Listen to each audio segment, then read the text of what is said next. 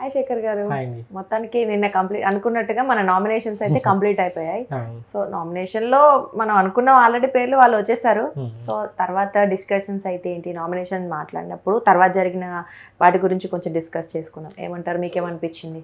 నిన్న nominations process already nomination ఎవరెవరు ఉంటారు ఏందన్నది ముందు లైవ్ ఎపిసోడ్లో అంతా బయటకు వచ్చేసింది కాబట్టి పైగా ఆమె పవర్స్ ఇవ్వటము అదొకటి. ఈ మెయిన్ ఏంటంటే ఆ పవర్స్ అనేది కొంచెం లాస్ట్లో మళ్ళా మొదట్లోనే చెప్పారు కాబట్టి ఆమెకి పవర్స్ ఇస్తాం, యష్మికి పవర్స్ ఇస్తామని చెప్పేసి తర్వాత అనూహ్యంగా ఆమె ముందే అంటే ఒక గ్రూప్ ఫామ్ అయింది అని చెప్పేసి అదే ఏదైతే వాదన ఉందో యష్మి గౌడ ప్రేరణని సేవ్ చేయడం ద్వారా వాళ్ళు ఇద్దరు సీరియల్స్లో కలిసి నటించారు. వాళ్ళిద్దరి మధ్యన కిరాక్ సీత అదే అన్నది, మీరు బయట మాట్లాడుకుని వచ్చారు కాబట్టి ఇక్కడ కలిపి గ్రూప్ గేమ్ ఆడుతున్నారని డైరెక్ట్గానే అన్నది. ఆమె అన్నదాన్ని మీరు అసలు గ్రూప్ గేమ్ అని అనొద్దు, మీరు బయట అని అనొద్దు అని చెప్పేసి ప్రేరణ అని అన్నది. కానీ నిన్న యష్మి గౌడ ఆమెని సేవ్ చేయడంతో ఈమె వాదన బలం చేకూరింది. ఆ రకంగా యాక్చువల్గా ఆమె చెప్పాలని అనుకుంటే ఆమెని చీఫ్ చేసింది కాబట్టి నైనికని కనుక సేవ్ చేసి ఉండంటే కొంచెం హుందాగా అని అనిపించేది. పైగా ఆమె ఈమెని ఎందుకు విష్ణుప్రియని ఎందుకు నామినేట్ చేస్తున్నావు అన్న దాన్ని, ఆమెను ఎందుకు సేవ్ చేస్తున్నారు, ఈమెను ఎందుకు నామినేట్ చేస్తున్నావు అని చెప్పిన రీజన్ కూడా చాలా సిల్లీగా ఉంది. మాకు ఏదైతే లగ్జరీ బడ్జెట్ ఇచ్చారో అది మేము అనుభవిస్తుంటే మీరు దాన్ని మీ రెస్పాన్స్ సరిగా లేదు, మీరు అలా అనుకోవడం వల్ల మేము సరిగా గేమ్ మీద ఫోకస్ చేయలేకపోతే, ఈమెకి బడ్జెట్ ఇస్తే లగ్జరీ బడ్జెట్ ఇస్తే ఆమెకి మీరు ఎంజాయ్ చేయలేకపోతున్నాము, మేము గేమ్ మీద ఫోకస్ చేయలేకపోతున్నాం అంటే చాలా సిల్లీగా అనిపించింది. డైరెక్ట్గా ఆమె నాకు నా ఫ్రెండ్ బయట మాకు క్లోజ్ ఉన్నది అని చెప్పేస్తే ఆల్రెడీ బిగ్ బాస్ హౌస్లో గ్రూపులు ఉండటము, గ్రూప్గా గేమ్ ఆడటం అనేది వాళ్ళు ఎంత డిఫెండ్ చేసుకున్నా చూసే వాళ్ళు క్లియర్గా అర్థమైపోతుంటుంది. ప్రజెంట్ స్టార్టింగ్లో కాబట్టి వాళ్ళు బయటపడట్లేదేమో కానీ లాస్ట్కి వచ్చిన అవునరా మేమేమో దోస్తులు మేము కాబట్టి సపోర్ట్ చేసుకున్నాను ముందు ఎలా ఉంటుంది అదే విషయం చెప్పేసి ఉంటే అయిపోయేది. తర్వాత ఆ నామినేషన్స్ ప్రాసెస్లో విష్ణుప్రియని తీసుకొచ్చి పెట్టడం కూడా మనం మొదట్లో చెప్పిన ఎవరైనా స్ట్రాంగ్ కంటెస్టెంట్ని తీసుకొచ్చి ఏదో విధంగా బిగ్ బాస్ ఇప్పుడు మనం మన నామినేషన్స్లో ఎవరినెవరు నామినేట్ అనేది బిగ్ బాస్ అంటే ఏదో మెలికి పెట్టేసి అంటే మనం చూసే విధానం నామినేషన్స్లో ఎవరు బిగ్ బాస్ ఇన్వాల్వ్ అవ్వడు అని డైరెక్ట్గా ఇన్వాల్వ్ అవ్వ వాళ్ళని నామినేట్ చేయి వీళ్ళని నామినేట్ చేయని చెప్పకపోవచ్చు. కానీ అక్కడ ఏంటంటే ఇలాంటి జలక్లు ఇస్తుంటారు అనమాట, అంటే క్రియేట్ చేస్తుంటారు. ఇప్పుడు ఆమెకి అసలు చీఫ్ పవర్స్ ఇవ్వటమే అనేది అసలు చీఫ్ని చేయటమే ఎక్కువనంటే మళ్ళీ చీఫ్ పవర్స్ ఇవ్వటము ఒకటి కాదు, మళ్ళీ ఆమె నామినేషన్లో ఉండదు అని చెప్పడము, మళ్ళీ ఆమెకి తీసుకొచ్చి నువ్వు ఒకరిని నామినేట్ చేయి ఒకరిని సేవ్ చేయడం అని అనటం, అది అంత అంటే నామినేషన్స్ ప్రక్రియ చాలా సీరియస్గా నడుస్తున్న ఇష్యూలో ఒకరిని తీసుకుని వచ్చేసి నువ్వు లాస్ట్లో ఇప్పుడు కరెక్ట్ నిర్ణయం తీసుకునే వాళ్ళకి ఇలాంటివి ఇచ్చినా పర్వాలేదు. ఆమె డైరెక్ట్గానే తెలుస్తుంది ఒక వన్ సైడ్ గేమ్ ఆడుతున్నది, అసలు ఆమె చీఫ్గానే అర్హత లేదని చెప్పేసి అవసరం ఉన్న వాళ్ళు అనుకున్నారు. ఒకవేళ నైనికని కనుక సేవ్, ఎందుకంటే ఆమెని సేవ్ చేసింది కాబట్టి చీఫ్ చేయడానికి ఆమె ఉన్నది కాబట్టి ఆమె హ్యాండ్, ఒకవేళ ఆమెని కనుక చేస్తుందేమో అని అనుకోని. ఇంకో విచిత్రం ఏంటంటే ఎవరైతే వీళ్ళిద్దరిని చీఫ్ చేశారో నిఖిల్ వీళ్ళని వాళ్ళిద్దరిని నేను నామినేట్ చేస్తానని చెప్పేసి ఆమెకి నామినేషన్ వచ్చినప్పుడు అనుకూడా అన్నదా అది అసలు అర్థం కాలేదు. అసలు అదే వాళ్ళ కదా నిన్ను చీఫ్ చేసింది మళ్ళీ వాళ్ళనే నామినేట్ అంటే అది మనకి మెయిన్ ఎపిసోడ్ కొంచెం కట్ చేశారు. కానీ ఈమెని సేవ్ చేయడం విష్ణుప్రియ అంటే క్లియర్గా మనకి అర్థమైపోయింది. మొత్తం ఆ 8 మంది ముందే మనకి తెలుసు కాబట్టి ఇదంతా జరిగింది. కానీ అది అయిపోయిన తర్వాత జరిగిన డిస్కషన్స్లో ఎందుకు ఎవరిని నామినేట్ చేశారు ఇదంతా పక్కన పెడితే సోనియా చాలా అంటే ఆమె నామినేషన్ చేసిన విధానం కానీ నామినేషన్ అయిన తర్వాత ఆల్రెడీ నిఖిల్ గురించి అసలు అతను స్ట్రాంగ్ ఫస్ట్ వీక్ చూస్తే ఎక్కువ స్ట్రాంగ్ కంటెస్టెంట్లో ఎవరు అని అంటే నిఖిల్ పేరు ఎక్కువ వినిపించింది మనకి. కానీ సోనియా ఆడిన ఆటలో అతను ఒక ఈ ప్రేరణ తోలుబొమ్మన్నారు కానీ ఇప్పుడు ఇతను సోనియా ఆటలో ఇతను తోలుబొమ్మ అయిపోయాడు. ఎంతలాగానంటే పృథ్వీకి ఇతనికి జరిగిన డిస్కషన్స్లో అక్కడేమో అతను కరెక్టే అన్నట్టుగా మాట్లాడు, నిఖిల్కి ఆ సపోర్ట్ అన్నట్టుగానే అక్కడ అతనికి మాట్లాడు. కానీ ఇతను వచ్చిన తర్వాత ఆ నామినేషన్స్ అయిపోయిన తర్వాత వచ్చి అతను వాడికి వేరే ఆప్షన్ లేదు, అందుకని నిన్ను చేశాడు, సరే ఒక వారం చూద్దాము, మారకపోతే మన పని మనం చూసుకోవాలి అంటే గేమ్లో పుంజుకుంటే అతనికి రికవరీ కొంచెం బాగా మెప్పిస్తా చూద్దాము అని అంటే ఆ మాటల ద్వారా ఏమవుతుందని అంటే నిఖిల్ స్ట్రాంగ్ కంటెస్టెంట్గా ఉన్న నిఖిల్ని తీసుకొచ్చి మనం చూసే వాళ్ళకి ఇతను వీక్ అన్న దాంట్లోకి చెప్పినట్టు అవుతుంది. యాక్చువల్గా ఉన్న వల్ల నిఖిల్ స్ట్రాంగ్ అన్న విషయం అందరికీ తెలిసింది. కానీ ఇక ఈమె తెలివిగా, చాలా తెలివిగా ఎలా గేమ్ని ఎలా మలుపు తిప్పుకుంటుందని అంటే ఇప్పుడు అక్కడ కన్నడ వాళ్ళకి స్పెషల్ గ్రూప్ ఉన్నదని చెప్పేసి అని అనుకున్నాం. అసలు గ్రూప్ ఫామ్ చేస్తుంది ఈమె. ఇప్పుడు ఆల్రెడీ నిఖిల్ మొదట్లో ఈమెతోటి అసలు పడేది కాదు, 2-3 రోజుల్లో గొడవ గట్టిగా నడిచింది. అలాంటి అతన్ని ఒక్కసారిగా తన వైపు తిప్పుకుంది. ఇప్పుడు ఆమె బుజ్జి బంగారం అంతవరకు తీసుకున్నాను. ఇప్పుడు ఆమె నువ్వు వెళ్ళి ఎందులో దూకు అని అంటే దూకేందుకు రెడీ అయిపోయినంతగా అయిపోయింది నిఖిల్ని.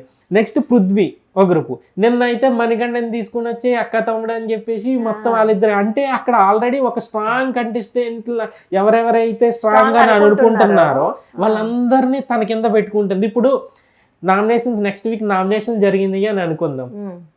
ఈ రీజన్ వాళ్ళు నామినేట్ చేయరు అంటే ఇంకొకటి అంటుంది పృథ్వీ దగ్గరకు వచ్చి, అంటే ఆమె ఎంత కాన్ఫిడెన్సా లేదంటే అది ఓవర్ కాన్ఫిడెన్సా పక్కన లేదంటే ఆమె స్ట్రాటజీనే ఏందో తెలియదు. కానీ అతను పృథ్వీ దగ్గరకు వచ్చి ఆయన నామినేషన్ గురించి నువ్వేమి టెన్షన్ పడకు, మనకంటే ముందు వెళ్ళిపోయే వాళ్ళు చాలా మంది ఉన్నారు, వాళ్ళు వెళ్ళిన తర్వాత అంటే ఆమె లేదంటే బిగ్ బాస్ ఏమైనా ముందే నీకు ఇక్కడ వరకు ఉంటావు, నువ్వు ఈ గేమ్లో నిన్ను తీసుకుని వెళ్తాము అని చెప్పేసి ఏమన్నా లీక్స్ ఏమన్నా ఇచ్చారో లేదనంటే తెలియదు. అసలు కాన్ఫిడెన్స్ అయితే మామూలుగా లేదు. ఆమె ఆల్రెడీ ఫైనల్లో ట్రోఫీని ఇలా పైకి లేపి ఇలాగ అంటే అంతగాను ఆడపులి నా బొమ్మని నీ టీషర్ట్ మీద సింహం బొమ్మ ఉంటే నీ టీషర్ట్ మీద వేసుకున్నావు ఏందని అంటే తను ఆల్రెడీ నిఖిల్తో గొడవ కారణంగా ఏమైందని అంటే ఈమె స్ట్రాంగ్ ఆ గ్రూపులుగా డివైడ్ చేసినప్పుడు స్ట్రాంగ్ కంటెస్టెంట్ని తీసుకోండి అని అన్నప్పుడు ఈమెని ఎప్పుడైతే తీసుకున్నాడో ఆమె నన్ను వీళ్ళందరూ స్ట్రాంగ్ కంటెస్టెంట్ అని అనుకుంటున్నారు. యాక్చువల్లీ అక్కడ నిఖిల్ గేమ్ ప్లే చేద్దామని అనుకున్నాడు. ఏంటంటే ఈమెతో నాకు గొడవ అవుతుంది కాబట్టి ఈమెను మనం దగ్గర తీసుకుంటుంటే ఇప్పుడు మణికంఠన్ తన గ్రూప్లో చూసుకోవడం కూడా అదే ఎంతో కొంత తనకి సింపతి వర్కౌట్ అయింది కాబట్టి అలాంటి అతన్ని ఎవరో తీసుకోరు కాబట్టి తనను కొంత తన వైపు తిప్పుకోవడం కోసం అతను కొంత సేఫ్ గేమ్ అతను ఆడాడు. కానీ ఈమెను ఎప్పుడైతే తీసుకోవడం వల్ల ఏమైందని అంటే నేను స్ట్రాంగ్ అని చెప్పేసి హౌస్లో వాళ్ళంతా ఫీల్ అవుతున్నారు అన్నమాట. ఇంకా నాకు తిరిగి లేదని చెప్పేసి హౌస్లో వాళ్ళందరూ వెళ్ళిపోయిన తర్వాత మనం వెళ్ళామని అంటే ఆమె ఖచ్చితంగా కాన్ఫిడెన్స్ ఉంది, అది ఓవర్ కాన్ఫిడెన్స్ గానే అనిపిస్తుంది చూసే వాళ్ళకి. ఈవెన్ అక్కడ ఫస్ట్ ఏందని అంటే ఒక స్ట్రాంగ్ కంటెస్టెంట్, ఒక విన్నర్ కంటెస్టెంట్ని ఒక విన్నర్ అవుతాడు అని అనుకున్న అతన్ని, అంటే ఎవరైతే మనం మొదటి నుంచి 14 మందిలో స్ట్రాంగ్ ఎవరైతే అని అనుకున్నో అతన్ని అసలు ఒక రకంగా మోల్డ్ చేసి ఇలా పట్టుకున్నట్టు చేసింది. ఇప్పుడు ఆమె ఎలా చెప్తే అలాగని అన్నట్టుగా అయిపోయింది. ఒకవేళ అంటే నేనే విన్నర్ అవుతా, నేనే కప్పు కొడతా అని కాన్ఫిడెన్స్ చూపించిన నిఖిల్ని నేను వెళ్ళిపోతే బాగుండని అనిపిస్తుంది అన్నట్టు చేయగలిగింది ఈమె. ఎందుకని అంటే అతనిలో కాన్ఫిడెన్స్ లెవెల్స్ తగ్గిపోయింది చాలా వరకు. ఎందుకనంటే మొదటి 2 రోజులు మనకు అనిపించింది, ఎప్పుడైతే సోనియా తోటి ఈ ఒక గ్రూప్ ఫామ్ అయ్యిందో ఇప్పుడు లాస్ట్ అంటే నిఖిల్ని మనం ఒక స్ట్రాంగ్ కంటెస్టెంట్ ఆటని క్లోజ్ అయిపోయినట్టుగా అనిపిస్తుంది. అసలు అతను మళ్ళీ పుంజుకుంటాడా లేదా అన్నది కూడా తెలియదు. ఎందుకని అంటే అక్కడ ఈ చీఫ్ వ్యవహారం కూడా చాలా చీప్గా అనిపిస్తుంది. ఎందుకని అంటే అది అసలు బిగ్ బాస్ హౌస్లో కెప్టెన్సీ అనేది ఒక ఇంట్రెస్టింగ్గా జరిగేది మొదటి నుంచి కూడా. కానీ ఎప్పుడైతే ఈ చీఫ్లను పెట్టడం, వాళ్ళతోటే గేమ్లు ఆడించడం ఇవన్నీ చేస్తున్నారో అసలు వాళ్ళు చీఫ్లు ముగ్గురికి గేమ్లు పెట్టి వాళ్ళకి లగ్జరీలు ఇదంతా ఇస్తున్న మిగతా వాళ్ళందరూ కూడా ఒక డమ్మిల్లా అలా ఉండాల్సి వస్తుంది. ఆ ముగ్గురితోటి ఆడ అసలు ఒక్క కెప్టెన్ ఉన్నప్పుడే హౌస్లో అసలు ఎందుకు ఇతనికి ఇస్తున్నారు, అతని నిర్ణయం తీసుకొని. అందుకే ఇప్పుడు వారం రోజులు చూసుకుంటే ఆ చీఫ్ ఎక్కువ ఈ చీఫ్ తక్కువ, అసలే పెట్టడమే వేస్ట్ అని అనుకుంటే మళ్ళీ ఒకటి ఎక్కువ ఒకటి తక్కువ. ఇదంతా ఈ సీజన్ కనుక ఒక ఫ్లాప్ అంటే ఈ 2 వారాలుగా చూస్తుంటే కంటెస్టెంట్లు సరిగా లేరు అనేది విషయం అర్థమవుతుంది. ఎందుకంటే వీళ్ళు కంటెంట్ ఇస్తారు, లేదంటే లాస్ట్ సీజన్తో పోల్చుకుంటే కంటెస్టెంట్లు నిజంగానే చాలా వీక్గానే ఉన్నారు. ఒకవేళ వీక్గా ఉన్నా కూడా వాళ్ళ ఆట మొదలైన తర్వాత వాళ్ళు మాట్లాడే విధానం కానీ వాళ్ళు ప్రవర్తించే తీరు కానీ ఇవన్నీ చూసిన తర్వాత పర్లేదు వీళ్ళు కంటెంట్ ఇస్తారనే నమ్మకం వచ్చేది. కానీ ఇప్పుడు ఏమవుతుందంటే 2 వారాలు నడిచిపోతుంది కానీ వీళ్ళలో మనం ఈ సీజన్ హిట్ అవుతుంది, ఈ సీజన్ కరెక్ట్గానే వెళ్తుంది, జనంలోకి వెళ్తుంది అన్న హోప్స్ కలగట్లేదు. ఎందుకు కలగట్లేదు అని అంటే మొదట్లోనే ఏదైతే ఈ కెప్టెన్స్ని కాకుండా వాళ్ళ ప్లేస్లో ముగ్గురిని చీఫ్లు చేయటం, అది చీఫ్లు అనేది కాన్సెప్ట్ అయితే మళ్ళీ అంటే కంటిన్యూ అయితే మాత్రం ఈ సీజన్ ఫ్లాప్ అయ్యే అవకాశమే ఉంది. ఎందుకంటే ఖచ్చితంగా ఆ చీఫ్ల మీద నడుస్తుంది ఆట మొత్తం. ఇంతకు ముందు కెప్టెన్సీ టాస్కులు జరిగాయి, ఈ టాస్కుల్లో అందరూ ఇన్వాల్వ్ అయ్యేవారు, తర్వాత మళ్ళీ 2-3 గేమ్లు జరిగాయి, అందులో హౌస్ ఇన్వాల్వ్మెంట్ మొత్తం ఉండేది. ఇక్కడ ఏమైంది అని అంటే 3 గ్రూపుల కింద ఎడగొట్టేసి 3 చీఫ్లకి వీళ్ళు ఇచ్చేసి వాళ్ళ మాట నువ్వు విను వీళ్ళ మాట నువ్వు విను, ఫైనల్గా వాళ్ళు చెప్పింది వీడి పెద్ద చీపు వీడి చిన్న చీపు వీడికి ఏమైంది అంటే అది చాలా అంటే ఒక కన్ఫ్యూజ్. అంటే ఎందుకు పెట్టారా నాయన ఇది తీసేస్తే బాగుండు అన్న ఫీలింగ్ జనాల్లో కలుగుతాం. ఇండివిజువాలిటీ కూడా మిస్ అవుతుంది ఒక్కొక్కళ్ళలో. అంతే గ్రూప్ ఫార్మింగ్ లేదా చీఫ్ చెప్పినట్టు వినాలి అనే అంతే కదా. ఇప్పుడు 4-5 ఉంటున్నారు పోతుంది. ఇప్పుడు 4-5 గ్రూప్ లో ఉన్నప్పుడు ఆడు చేస్తాడులే ఆడు ఉంటాడు. అదే కనుక ఆ గ్రూప్ కాకుండా ఇండివిజువల్ గా గేమ్ ఆడితే కనుక పెర్ఫామ్ చేసే స్కోప్ ఉంటుంది. పైగా నామినేషన్ వీక్ లో ఉన్న వాళ్ళకి పెర్ఫార్మెన్స్ స్కోప్ రాలేదని అంటే వాళ్ళు ఎలిమినేట్ అయిపోయే ప్రమాదం ఉన్నది. ఆ స్కోప్ ఓన్లీ చీఫ్ల మీదే ఆట మొత్తం నడుస్తుంది కాబట్టి అసలు ఆ చీఫ్లు ఉన్న కాన్సెప్టే రాంగ్ అనే అనిపించింది నాకు. మొత్తం నిన్న జరిగిన ఈ నామినేషన్స్ ఇదంతా జరిగిన దాంట్లో కనుక చూస్తే మనకి ఆ ఇంట్రెస్టింగ్ అయిందని అంటే ఆ నామినేషన్స్ ఇదంతా పక్కనట్టు ఆ తర్వాత జరిగిన డిస్కషన్స్ చాలా ఇంట్రెస్టింగ్ అనిపించినాయి.